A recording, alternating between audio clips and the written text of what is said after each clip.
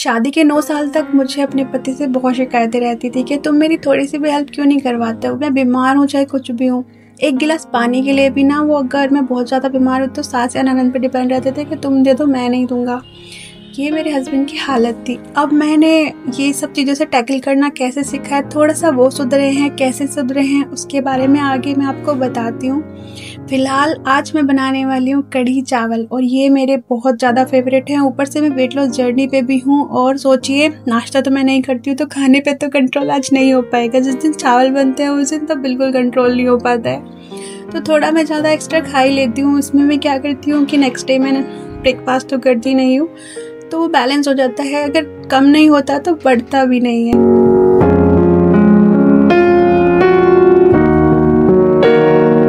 और यहाँ मैंने सबसे पहले दाल पीस ली थी। रात को दाल ना मैंने भिगो के रख ली थी तो सुबह ही मैंने पीस ली थी, क्योंकि लाइट सुबह 6 बजे के करीब भाग जाती है तो सुबह ही पीस ली थी, वरना इन्वर्टर पे थोड़ा लोड पड़ता है। तो 2.5 ये छोटी वाली चम्मच थी, मैंने ये छाछ पे डाल दिया था। इसकी मैं बनाऊंगी कढ़ी और बाकी के जो ये बैटर था इसके मैं बनाऊंगी पकोड़े वाली कढ़ी बनानी, क्योंकि मेरे घर में डिमांड रहती है पकोड़े वाली कढ़ी की।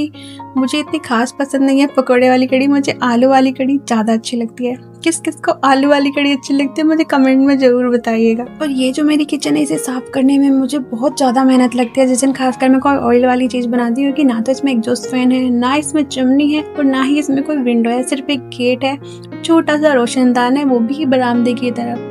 तो जिसकी वजह से जितना ऑयल इसमें उड़ता है ना वो वहीं डब्बों पे बैठ जाता है। मुझे डेली रात को गर्म पानी से सारे डब्बे, सारे ऊपर की स्लिप की जो पॉलीथीन मैंने बिछाई है वो सब कुछ साफ करना पड़ता है। तो मेरे लिए काफ़ी ज़्यादा मुसीबत हो जाती है, पर किचन को साफ रखना भी बहुत ज़्यादा ज़रूरी होता है। भले ही कितनी मेहनत लगे, वैसे तो मैं रात को ही ये करती हूँ ताकि नेक्स्ट डे बहुत प्यारी सी किचन मुझे मिले जब मैं सुबह गेट खोल के किचन में आती हूँ। और आज ना पकोड़े में थोड़ा सा ना सोडा ज़्यादा हो गया था, मेरे पकोड़े कुछ ज़्यादा ही फूल गए थे। इस वजह से मैंने ना, वैसे तो मैं एक कद्दा लगते ही सारे पकोड़े डाल देती हूँ, इस बार मैंने एंड में कढ़ी में डाले थे कहीं सारे के सारे घुल न जाए। अब मैं बताती हूँ आपको मैंने अपने पति के साथ कैसे सामंजस्य बिठाया था, क्योंकि शुरू में तो मुझे बहुत ज़्यादा दिक्कत हो रही थी। यहाँ पे पति थोड़े से मतलब जैसे गाँव में रहते थे, मैं शहर में रहती थी, थोड़ा सा हमारे विचारों का बिल्कुल ना मिलना। मैं थोड़ा सा फिल्मी वर्ल्ड में भी रहती थी, जैसे कि फिल्में देखती थी तो मैं सोचती थी पति इतना प्यार करने वाले होते हैं, पति ऐसे होते हैं, पति ऐसे हेल्प करवाते हैं। बट जब गांव में, स्पेशली आप गांव में शादी करते हो ना, आपकी ये जो सपने होते हैं ना रियलिटी से बिल्कुल अलग होते हैं। तो ये समझने में मुझे 5 साल लग गए। और जब से मैं एस्ट्रोलॉजी पढ़ना शुरू करी हूँ तब से मुझे पता चला है कि ये सब मेरे साथ क्यों हो रहा है।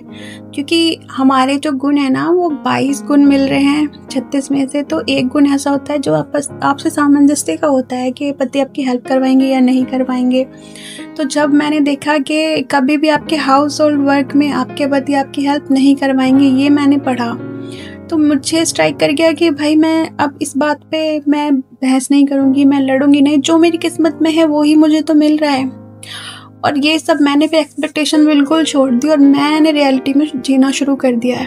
अब मैं रियलिटी में जीती हूँ। एक मेरे हस्बैंड की थोड़ी ईगो भी थोड़ी हाई है, पहले मुझे नहीं पता था, ये मुझे कुंडली पढ़ के पता चला उनकी ईगो बहुत हाई है। तो उनकी ईगो को मैं टाइम पे सेटिस्फाइड करती रहती हूँ ना, तो वो फिर कुछ नहीं बोलते हैं। फिर तो बस उनके जब वो गुस्सा होता है ना, मैं उस टाइम पे चुप हो जाती हूँ और फिर बाद में जो मुझे बहुत कुछ कहना होता है मैं चिल्ला के भी कह देती हूँ, मतलब चिल्ला के मतलब गुस्से में भी कह देती हूँ आराम से कि तुमने मुझे ऐसे बोला वैसे बोला। पर मैं ये सब बाद में करती हूँ जब उनका गुस्सा शांत हो जाता है, उसके बाद कहते हैं सॉरी। वो पहले बिल्कुल सॉरी नहीं बोलते थे क्योंकि मुझे समझ ही नहीं आता वो ये सब ईगो में कर रहे हैं। मैं भी ईगो में ले लेती थी कि भाई ऐसा कैसे कर सकते हो, जब मुझे पता है कि वो ऐसे ही हैं। या तो मेरे पास ऑप्शन है मैं उन्हें छोड़ दूँ, या फिर मेरा ऑप्शन है कि मैं उनके साथ शादी निभा लूँ। तो जब से मैंने उनकी ईगो को सेटिस्फाई करना शुरू किया है वो सच में इतने अच्छे हो गए हैं ना। मैं बस एक बार गुस्से में उनके सामने चुप हो जाती हूँ ना, बाद में वो मेरी इतनी बातें सुन लेते हैं तो मेरा ईगो वहाँ सेटिस्फाई हो जाता है, उनका ईगो वहाँ सेटिस्फाई हो जाता है कि वो गुस्सा होते हैं तो तब मैं नहीं बोलती हूँ, और जब मैं गुस्सा होती हूँ तो वो नहीं बोलते। पर ये सच है कि स्टार्टिंग औरत को ही करनी पड़ती है, आदमी कभी भी नहीं रिश्ता चलाने की कोशिश करते हैं उनके हिसाब से। तो वो फ़ोन में खुश रहते हैं, आपके पति भी फ़ोन में बहुत ज़्यादा खुश रहते होंगे, मेरे वाले भी बहुत रहते हैं। बट हाँ इतने अच्छे कि जब मैं कहती हूँ मुझे टाइम चाहिए तो मुझे दे देते हैं, मैं कहती हूँ मुझे फिल्म देखनी हम दिखा देते हैं। पहले ये सब नहीं था, पहले वो अपनी अकड़ में ही रहते थे। कभी कोई बात नहीं करते थे, बट अब मेरे पति इतने अच्छे हो चुके हैं। ये सब मेरी एस्ट्रोलॉजी पढ़ने की वजह से हुआ है। मैंने अपने बच्चों के बारे में अभी से देखना शुरू किया है, कहाँ पे वो जा सकते हैं, कौन सी फील्ड में वो जा सकते हैं, और मैंने इस एस्ट्रोलॉजी पढ़ने में 4 साल दिए हैं।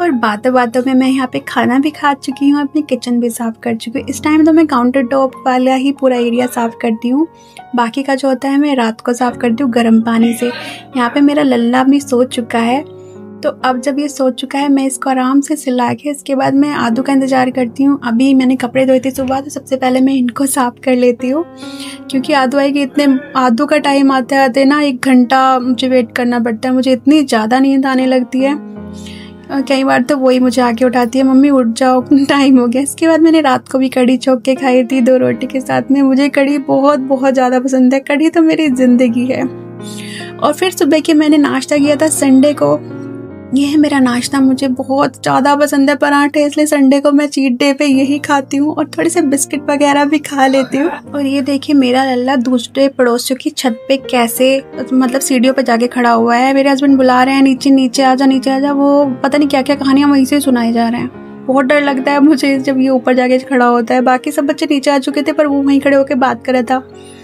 फिर वो बड़ी मुश्किल से नीचे आया था, जब जाके मुझे शांति पड़ी। अगर आपको वीडियो अच्छा लगा तो लाइक, सब्सक्राइब एंड शेयर जरूर कीजिएगा। Thank you so much.